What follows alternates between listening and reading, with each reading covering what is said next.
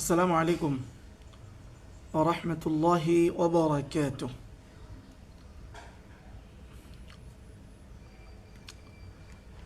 আল্লাহ আল্লাহ আল্লাহ।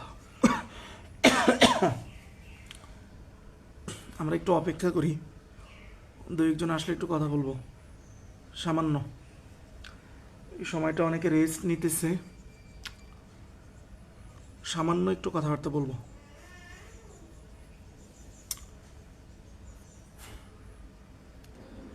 আমরা এখনো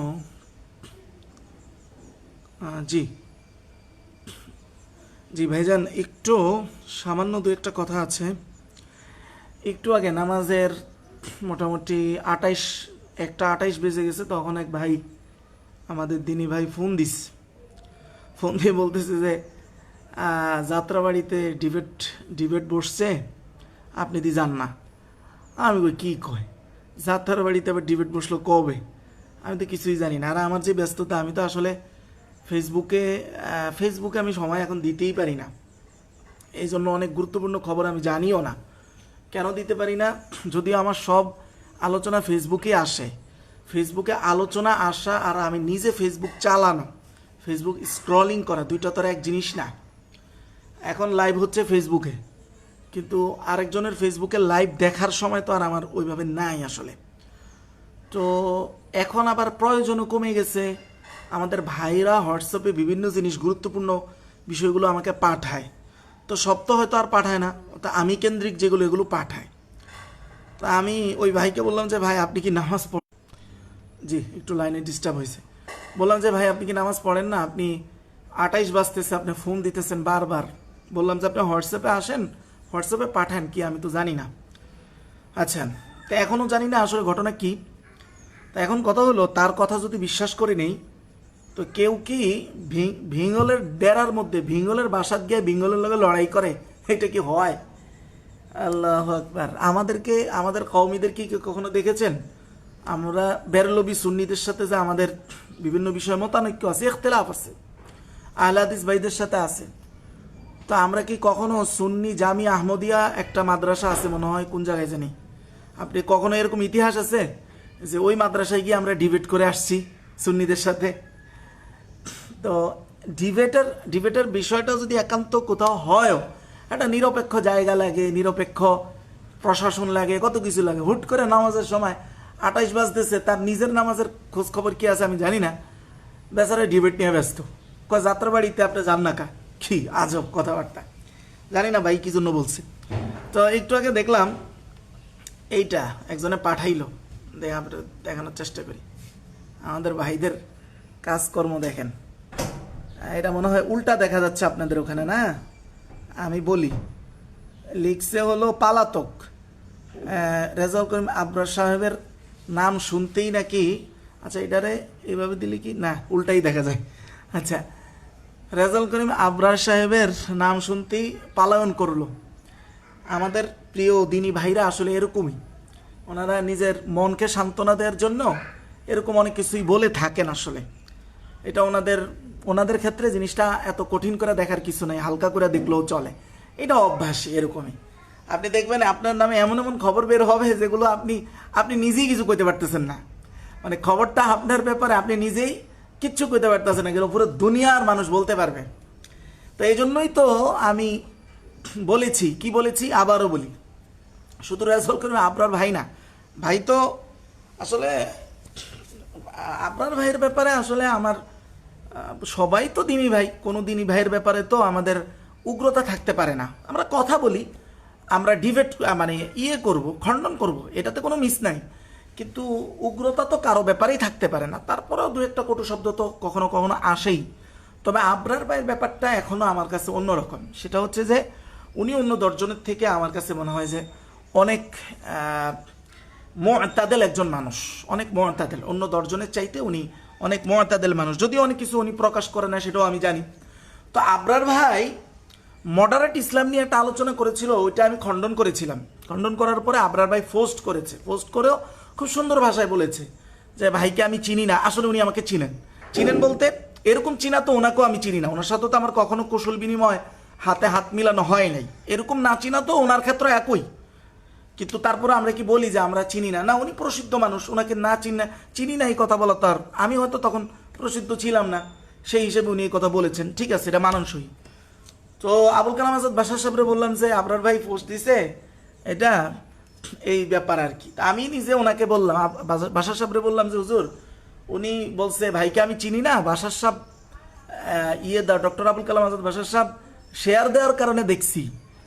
তো এই ব্যাপারটা ভাই নিজের মান রক্ষার্থে বলছে, কারণ ভাই যদি বলে যে আমারে চিনে, তাহলে আসলে ভাই তো আমার অনেক সিনিয়র, তো সিনিয়র হিসাবে ওনার মান অক্ষুণ্ণ থাকে না। আর এটা বলার পরে বাসার সব বলতেছে যে হ্যাঁ কাহিনী এরকমই হতে পারে। আসলে কেমনে বললো যে আবরার ভাই তো আমাকে বহুত আগেই বলছে যে ভাই ওনাকে থামান।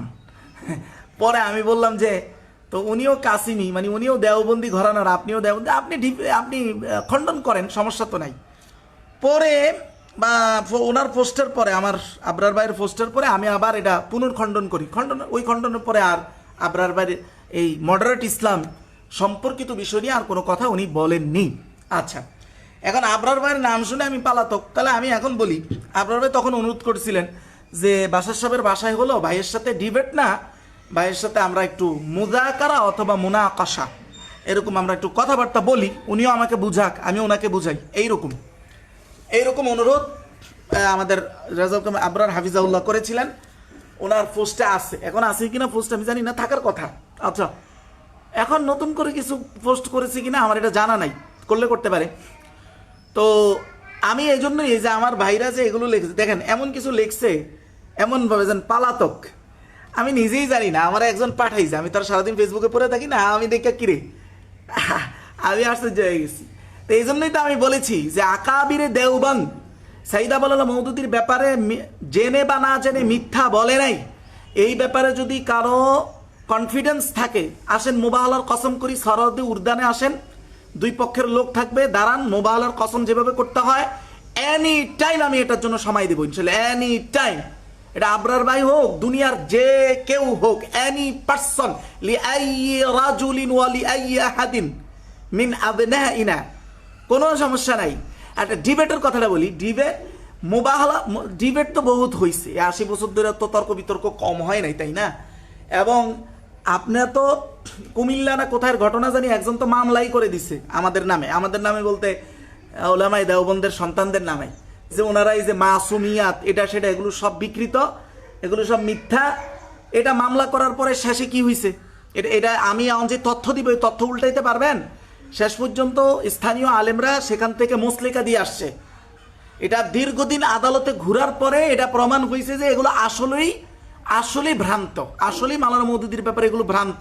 এটা তো কুমিল্লার ঘটনা, সম্ভবত কুমিল্লার ঘটনা, আমার যদি লোকেশন ভুল হয় সেটার জন্য আমি একটু সম্ভবত বলতেছি, কিন্তু ঘটনা যে ঘটছে এটা তো বাংলাদেশের হাজার হাজার মানুষ জানে, হাজার হাজার কওমি সন্তানও তো জানে। তাহলে সেই মানুষরা ডিবেটে ডাক দেওয়া, তাও কোন ধরনের ডিবেট? এই জন্য আমি বলছি ভাই, ডিবেটের দিন শেষ, আপনি মুবাহালায় আসেন। মুবাহালার কসম হলো ইসলামে একেবারে সত্য মিথ্যা যাচাইয়ে একেবারে সর্বশেষ চূড়ান্ত সিদ্ধান্ত হলো মুবাহালা। আমি চূড়ান্তটা বলছি, মানে আমি মাঝে মাঝে বলি যে আমি অপারেশনের চ্যালেঞ্জ দিচ্ছি, আপনি যদি আমাকে ট্যাবলেট খাওয়ার চ্যালেঞ্জ দেন তাহলে তো এটা হাস্যকর ভাইজান।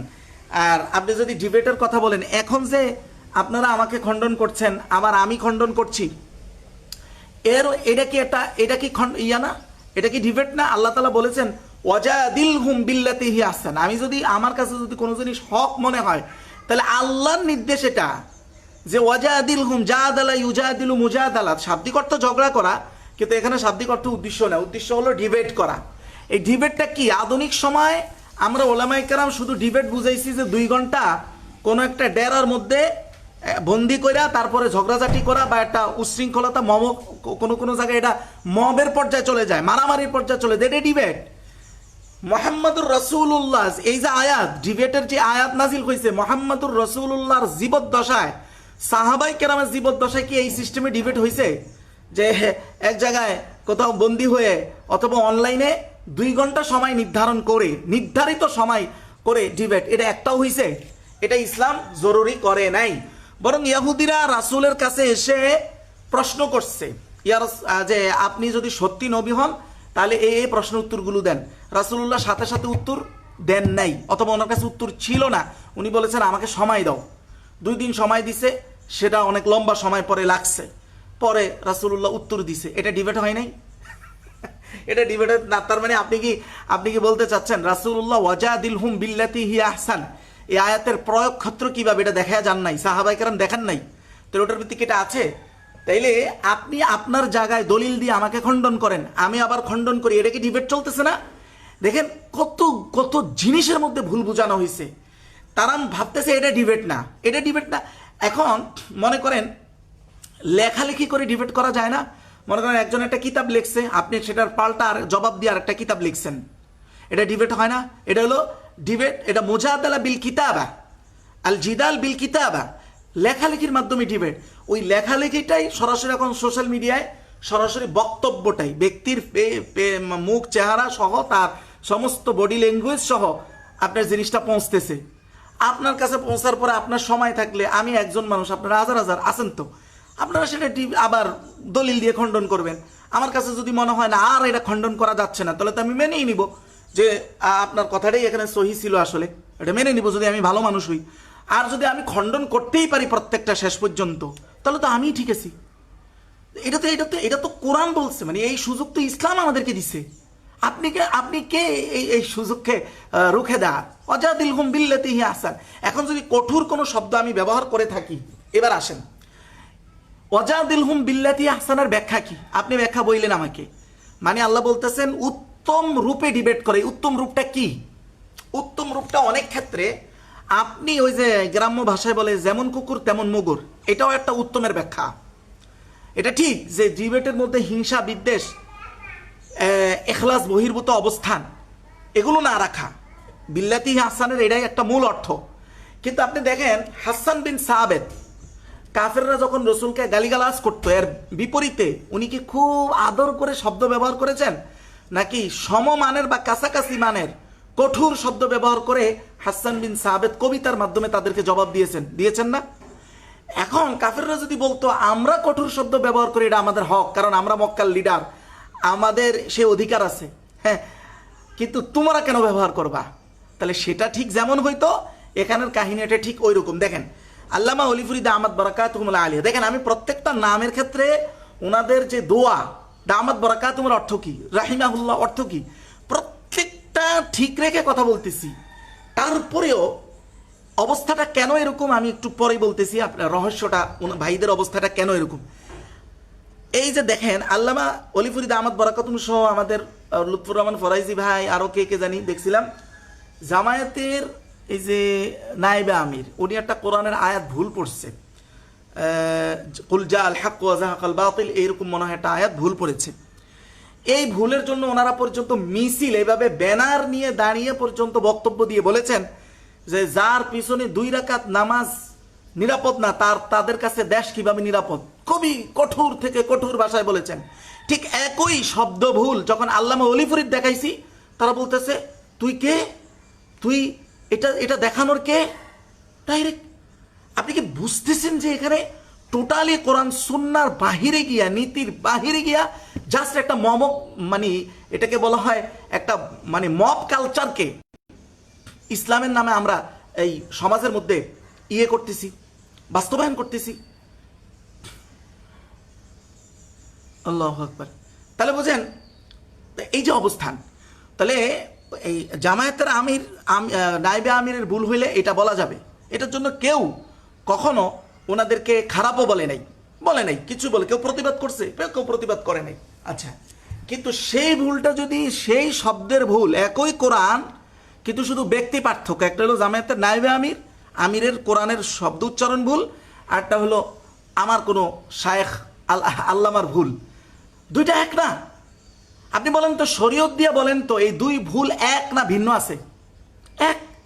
কিন্তু দুইটার ক্ষেত্রে আপনি একভাবে কথা বলতে পারবেন না। কিন্তু এটা তো হয় না। এটা আপনি যেই ভাষায় বলেছেন এই ভাষায় তো আমি বলিই নাই। আপনি তো নায়েবে আমিরকে কখনো কোনো শ্রদ্ধা, জনাব কোনো শব্দ ব্যবহার করেন নাই। আমি তো দামাত বারাকাতুমকে দামাত বারাকাতুম বলে ভুলটা ধরাই দিছি। এটা কোরআন আমাকে সেই অধিকার দিছে, কোরআন আমাকে সেই অধিকার দিছে, আমি সেটা বলবো। পাবলিক প্লেস, আপনার ঘরের কোনো খবর নিয়ে তো আমি থাকি না। পাবলিক প্লেসে আমাদের যেই সকল ভুল হয়, আপনি আমার ভুল ধরায় দিবেন, আমি আপনার ভুল ধরায় দিব, এটাই তো কোরআন সুন্নাহ। এর মধ্যে আপনার যদি এখলাস না থাকে, হিংসা থাকে, সেটার ফল আপনি আল্লাহর কাছ থেকে পাবেন, আমারটা যদি না থাকে সেটার ফল আমি আল্লাহর কাছ থেকে ভালো মন্দ পাবো, এটাই তো কথা। এরপরে আসেন আল্লামা ওলি ফরিদ আহমদ বরকাতুল আলিয়া, ওই যে জামাতের আমির বলছে যে আমার আকিদা কি ঠিক নাই, এটা বলে উনি ইমানের 6টা জিনিস শুনাইছেন একটা অনুষ্ঠানে। তো হুজুর বলেছেন যে এই গোয়ারে জানেই না, শব্দটা দেখেন, এই গোয়ারে জানেই না যে এই যেই 6টা জিনিস সে শুনাইছে এটার নাম আকিদা নয়, এটার নাম ইমান। তো তো আমি এখন যখন ফিকহুল আকবার লি আবি হানিফা, আবু হানিফার আকিদার কিতাব বলতে যেটা পরিচিত, ওখান থেকে যখন দেখাইলাম যে আবু হানিফাও আকিদা শিরোনাম দিয়ে ইমানের বিষয়গুলো নিয়ে আসছে, ব্যাস। কেন দেখাইলাম? এটা কেমন কথা? এটাই তো ওয়াজাদিলহুম বিল্লাতি হি আহসান। তাহলে এখন কথা হইল, শুধু আবরার ভাই না, যে কেউ যদি মোবাহালা করতে চায় তাহলে এটা দুই পক্ষের কথা হবে, কোথায় দাঁড়াবে, কোথায় বসবে, আগে মোবাহালা হোক। এরপরে যদি আপনি মোবাহালায় আসতে পারেন, আপনি যে সত্য, আপনাদের মধ্যে যে কোনো এই সৈয়দ আবুল আলা মওদুদির ব্যাপারে কোনো মিথ্যা প্রপাগান্ডা কখনোই ছিল না। আকাবির দেওবন্দ, ওলামায়ে দেওবন্দ বলি নাই, আকাবির যারা, সব আলেমদের দায়িত্ব আপনাকে নিতে হবে না, শুধু আকাবির দেওবন্দ যারা একদম আমাদের প্রধান মানদণ্ড, ইনারা কখনো জেনে বা না জেনে মিথ্যা বলেন নাই। যদি মোবাহলা করেন এরপরে ডিবেটে যাব, কারণ এরপরে আপনি যে মিথ্যা না, এরপর থেকে আমি আপনাকে আর মিথ্যা বলতে পারবো না। এরপর থেকে আমাকে বলতে হবে যে এই বিষয়টা আমার কাছে মনে হচ্ছে ওনাদের সঠিক না, এই দলিলের ভিত্তিতে। এইভাবে আমি দাবি করতে পারবো না যে ওনারা জেনে বা না জেনে মিথ্যা বলেছেন, এই দাবি আর এরপর থেকে আমি করতে পারবো না। এরপরে ডিবেট হোক, ব্যাস, জাযাকাল্লাহ। আর এখানে বড় কিছু বলার কিছু নাই। তবে একটা জিনিস পরে আলোচনা করব, এই যে অবস্থাটা যে তারা আপনার ভুল ধরায় দিতে পারবে কিন্তু আপনি তাদের ভুল ধরায় দিতে পারবেন না, এই চেতনাটাই আসছে সুফিবাদ থেকে। এই সুফিবাদী চেতনাটা অনেক ক্ষেত্রে আমি সুফিজম বা এই দেশে কিন্তু সুফিদের মাধ্যমে ইসলাম আসছে, এটাও কিন্তু সত্য। সুফি বলতে আমি সব আল্লাহর ওলিদের বিরুদ্ধে কথা বলতেছি না, বেরলবিদের মতো বুঝবেন না। বেরলবিরা তো আমাদের কওমি সবাইকে বলে, আমরা বলে অলি আল্লাহ দুশ্মন। আপনিও যদি সেভাবে বুঝেন তাহলে আর কি পার্থক্য থাকলো? সুফিবাদ যেটা ইসলামের সাথে সম্পর্ক রাখে না, একটা হলো সুফি আর একটা হলো সুফিবাদ। এই সুফিবাদ জিনিসটা আমাদের সবার মধ্যে কম বেশি আছে, বেরলবিদের মধ্যে তো এবেলই আছে, একেবারে এবেল গাঢ়টি আছে।